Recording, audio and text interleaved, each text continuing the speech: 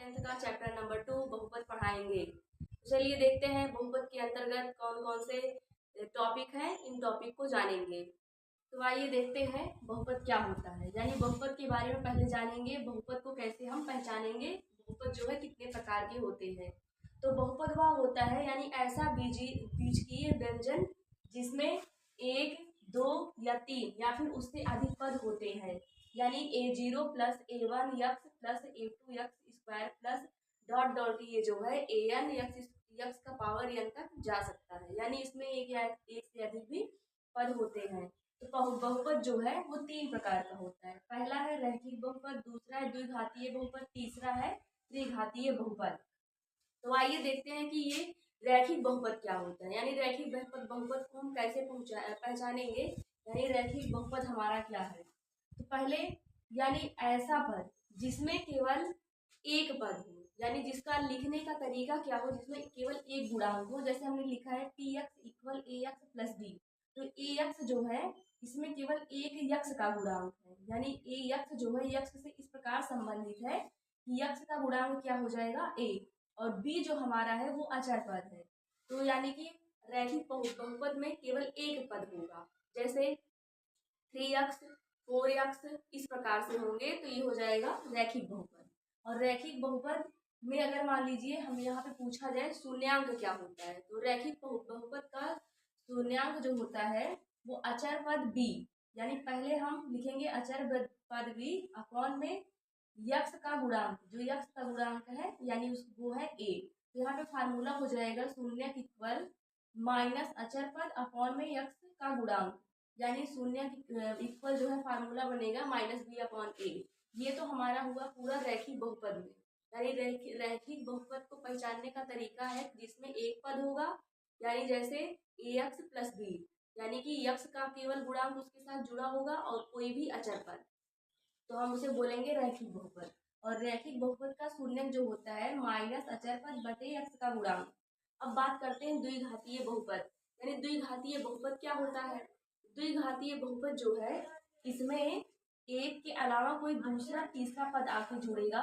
इसमें जैसे a x square plus b x plus c, इसमें यक्स स्क्वायर का गुणांक प्लस यक्स का गुणांक प्लस सी कोई अचर पद, यानी जैसे इस प्रकार के समीकरण इसमें हो 2x square plus 3x plus 1, इस प्रकार का कोई भी इक्वेशन लिखा हो तो उसको हम पहचान कर बोल सकते हैं द्विघात बहुपद हो, यानी जिसमें x का पावर 2 हो। जैसे यहाँ पे हमने लिखा है ax square plus bx plus c, तो यहाँ पे x का पावर कितना है, यहाँ पे x का पावर 2 है। इस प्रकार का कोई समीकरण मिलेगा जिसमें x का पावर 2 रहेगा तो द्विघातीय बहुपद कहलाएगा। तो चलिए देखते हैं द्विघातीय बहुपद में शून्य का योगफल और शून्य का गुणनफल क्या होगा। यानी द्विघातीय बहुपद में ये पहला वाला आगे वाला जो है ये शून्य अल्फा है, दूसरा जो है बीटा है, यानी इन दोनों शून्य का योग क्या होगा, यानी अल्फा प्लस बीटा इक्वल हो जाएगा माइनस बी अपॉन ए।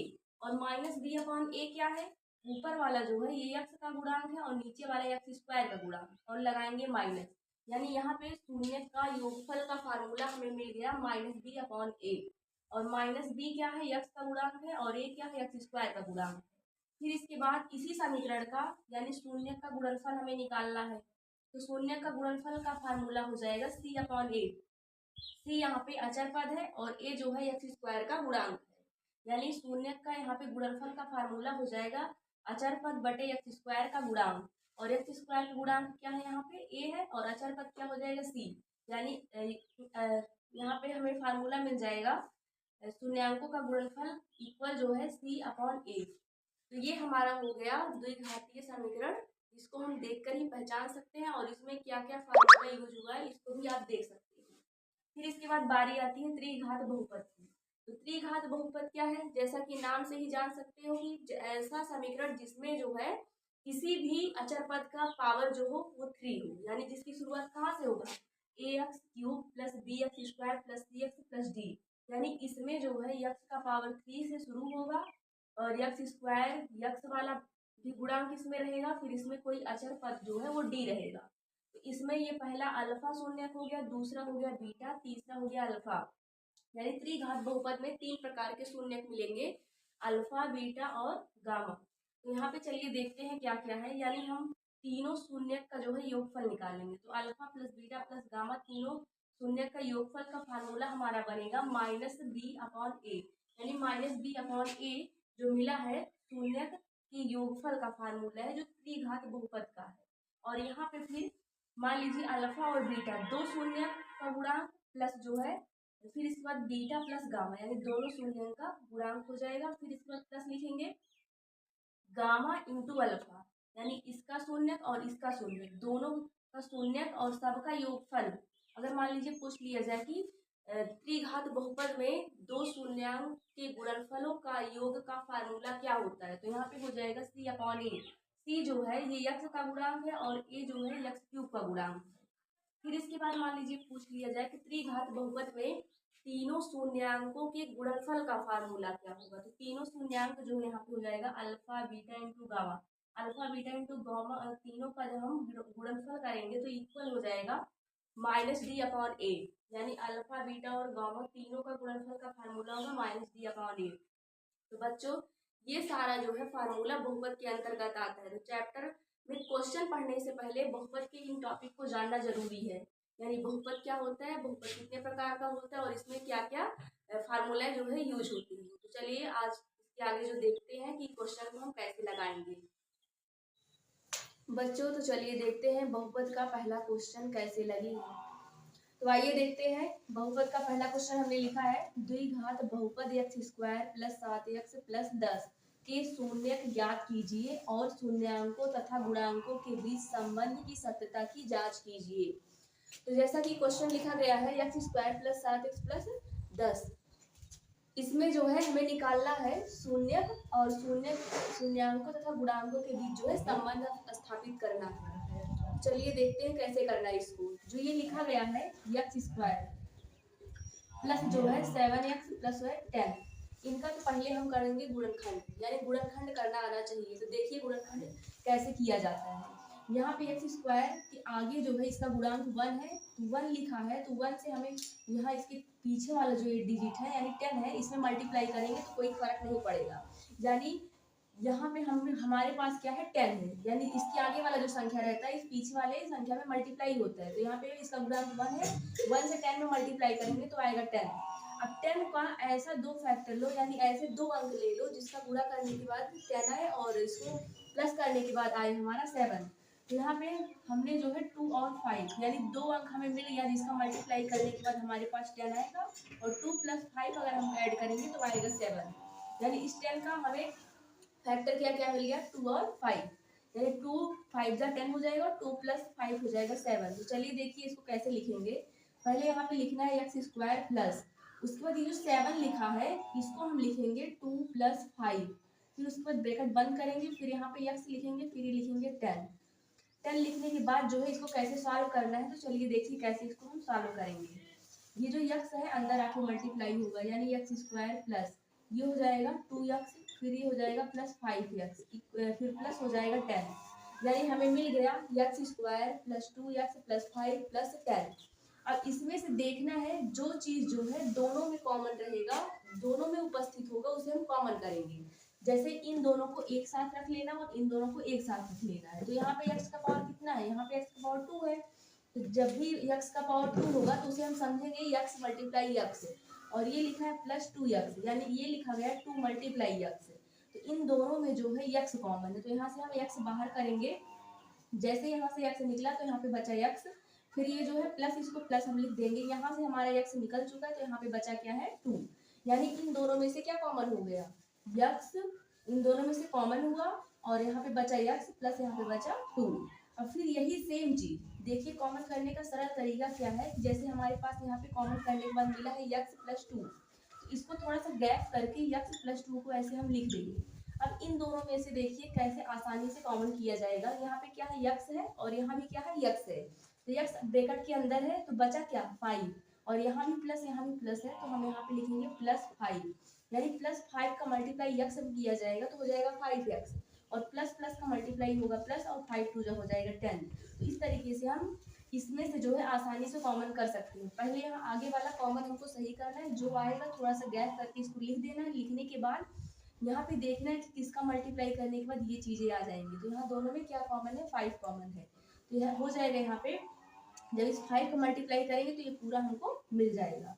अब क्या करना है, इसको और इसको एक ब्रैकेट में लिखना है, x प्लस 5 को हम एक साथ लिख देंगे और ये जो 2 बार है इसको केवल एक बार लिखना है, x प्लस 2 को एक ब्रैकेट में ही लिखना है।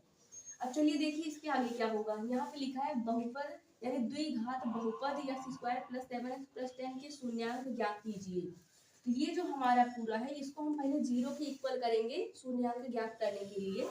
तो यहाँ पे लिखेंगे जहाँ x प्लस 5 इक्वल 0, यानी x इक्वल यहाँ पे क्या मिलेगा, यहाँ पे हमें शून्यांक यानी x निकालना है, तो ये प्लस है तो इधर आके हो जाएगा माइनस, यानी यहाँ पे हमें पहला शून्यांक मिल गया x इक्वल -5। फिर इसको भी क्या करना है, x प्लस 2 को 0 के इक्वल करेंगे तो यहाँ पे x इक्वल मिल जाएगा, ये प्लस इधर आके माइनस हो जाएगा, यानी x इक्वल हमें क्या मिला -2, यानी पहला शून्य और दूसरा शून्य, दो शून्य हमें मिल चुके हैं। ये पहला शून्य जो है ये अल्फा इक्वल हो जाएगा -5 और ये हो जाएगा बीटा इक्वल, यानी यहाँ पे हम ये वाला लिखेंगे जो x इक्वल -2 है, ये दूसरा शून्य हो जाएगा -2, यानी अल्फा -5 और बीटा जो है -2 हमें मिला है। यहाँ को ऐसे इतना कर लेना है, इसके बाद भी अभी और करना है। तो चलिए देखते हैं, उसके आगे लिखा शून्यांकों तथा गुणांकों के बीच संबंध स्थापित करना है। तो जैसा कि अभी हमने आप लोग को पढ़ाया कि अल्फा प्लस बीटा ये होता है -b/a। फिर इसके बाद हमने एक फार्मूला पढ़ा है अल्फा इंटू बीटा जो है ये होता है c/a, यानी यहाँ पे दोनों को हमें निकालना है कि कैसे हम इनके बीच जो है संबंध स्थापित करेंगे। तो चलिए देखते हैं, यहाँ पे क्या लिखा है -b/a, जो दोनों शून्यांकों का योगफल है और ये दोनों शून्यांकों का क्या है, गुणनफल। तो फार्मूला हमने लिख दिया है। फिर इसके बाद चलिए देखते हैं, ये जो हमारा है यानी x square plus 7x plus 10, ये जो है इसकी तुलना यानी कि इसकी तुलना जो है किससे करना पड़ेगा, इसकी तुलना हम करेंगे ax square plus bx plus c से। जब इससे किया जाएगा तो यहाँ पे हमें a और b का वैल्यू मिलेगा, यानी इसकी तुलना इतने से करने पर तो यहाँ पे a इक्वल हो जाएगा 1, यानी इसका गुणांक 1 है, और यहाँ पे b इक्वल हो जाएगा 7 और c इक्वल हो जाएगा 10। सारी वैल्यू जो है प्लस में है इसीलिए सारा प्लस में आया है, यानी a इक्वल यहाँ पे 1 मिलेगा, b इक्वल 7 हो जाएगा, c इक्वल 10 हो जाएगा। अब इसमें लाके रखते हैं, यानी अल्फा प्लस बीटा यहाँ पे हो जाएगा v जो है, यानी माइनस को हम पहले लिखेंगे और ये प्लस में है तो ये भी इसका वैल्यू जो है हम प्लस में ही रखेंगे, फिर अपॉन लिखेंगे।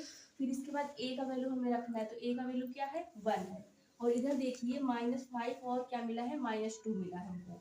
तो यहाँ पे अल्फा का वैल्यू रखेंगे -5 और बीटा का वैल्यू -2 रखेंगे, और इधर हो जाएगा -7, तो -5 -2 हो जाएगा -7, इधर भी हो जाएगा -7, यानी हम अपने सत्यता की जांच कर चुके हैं।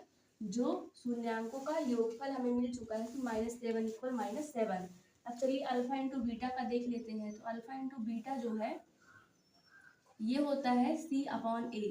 तो c का वैल्यू यहाँ पे क्या मिला है 10 मिला है, और a का वैल्यू क्या है 1 है। फिर यहाँ देखिए अल्फा जो मिला है वो -5 मिला है, और बीटा जो मिला है वो -2 मिला है। तो -5 और -2 दोनों का मल्टीप्लाई करेंगे तो हो जाएगा +10, और इधर हो जाएगा 10, यानी 10 इक्वल 10 भी हमें मिल चुका है। तो इस प्रकार से इस क्वेश्चन में जो है x square plus 7x plus 10 के शून्यांक भी निकल चुके हैं और उनकी सत्यता का भी जांच भी हो चुका है। तो चलिए देखते हैं कि इसके आगे वाला क्वेश्चन क्या है। तो बच्चों चलिए देखते हैं कि दूसरा क्वेश्चन कैसे लगेगा। तो दूसरा क्वेश्चन हमारा है एक द्विघात बहुपद जिसके शून्यक 5 और -3 है, तो द्विघात बहुपद क्या होगा। अब की बार इसमें शून्यक दिया गया है, यानी अल्फा और बीटा दिया गया है, इसमें हमें द्विघात बहुपद निकालना है। तो इसके लिए आप लोग को एक फार्मूला याद करना पड़ेगा जो होता है px इक्वल, यानी ये बहुपद निकालने का फार्मूला है। तो ये होता है x square minus alpha plus beta, यानी यहाँ पे लिखेंगे x स्क्वायर माइनस ब्रैकेट में अल्फा प्लस बीटा, फिर बाहर रह गए x, फिर ये होता है अल्फा इंटू बीटा, यानी ये द्विघात बहुपद निकालने का एक फार्मूला है जो होता है px बराबर x square minus alpha plus beta, बाहर x रहेगा प्लस अल्फा इंटू बीटा। अभी जो शून्यक दिया गया है तो पहला वाला शून्यक जो है ये अल्फा दिया है 5 और दूसरा वाला दिया है बीटा जो दिया है -3। अब इस इक्वेशन में रख के द्विघात बहुपद हम निकालेंगे।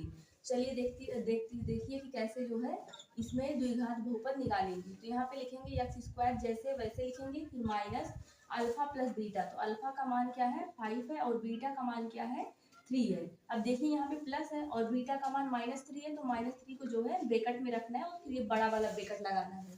फिर बाहर क्या है यक्स है, फिर लिखेंगे प्लस अल्फा का वैल्यू क्या है 5 है इंटू, फिर इसके बाद बीटा क्या है हमारा माइनस में, तो माइनस के कोई भी चीज़ अगर माइनस में हो तो उसको ब्रैकेट में ऐसे लिखना जरूरी है। फिर यहाँ पे इसको हम सॉल्व करेंगे, यानी एक्स स्क्वायर को ऐसे लिख देना है। फिर अब हम ब्रैकेट के अंदर को सॉल्व करेंगे, यानी अंदर जो लिखा है 5 प्लस फिर इसके बाद ब्रैकेट में -3। अब इसको हमें सॉल्व करना है, तो लगाएंगे ब्रैकेट फिर लिखेंगे 5 प्लस माइनस का मल्टीप्लाई होता है माइनस, यानी प्लस और माइनस का जब हम मल्टीप्लाई करेंगे तो आएगा 3, यानी कि प्लस माइनस हो जाएगा माइनस, फिर 3 को ऐसे लिख देंगे। फिर बाहर क्या लिखा है यक्स लिखा है। फिर इसके बाद ध्यान से देखिए ये प्लस ऐसे लिखना है, इस 5 का मल्टीप्लाई इसमें करेंगे तो ये हो जाएगा 5 3 जा 15 और ये 3 के सामने माइनस है तो 15 भी हमारा क्या हो जाएगा माइनस में हो जाएगा, यानी एक्स स्क्वायर माइनस 5 में से 3 जाएगा तो आएगा 2, ये बाहर एक्स है। फिर यहाँ पे प्लस माइनस हो जाएगा माइनस, फिर लिखेंगे 15। फिर इसके बाद इसके ब्रैकेट को हटाएंगे, यानी एक्स स्क्वायर को लिखना, ये ब्रैकेट हटेगा तो ये वाला 2x के साथ मल्टीप्लाई होगा तो हो जाएगा 2x माइनस 15, यानी यहाँ पे हमारा द्विघात बहुपद जो है हमें मिल चुका है, जो मिला है एक्स स्क्वायर माइनस 2x और माइनस 15। तो इस प्रकार से जो है किसी भी कोई भी यानी अल्फा प्लस बीटा दिया हो तो द्विघात बहुपद को निकालने के लिए इस फार्मूले का यूज करके हम द्विघात बहुपद को जो है निकाल सकते हैं। तो इसी प्रकार के और भी क्वेश्चन को देखने के लिए हमारे वीडियो को देखते रहिए और चैनल को लाइक सब्सक्राइब करते रहिए। Thank you for watching.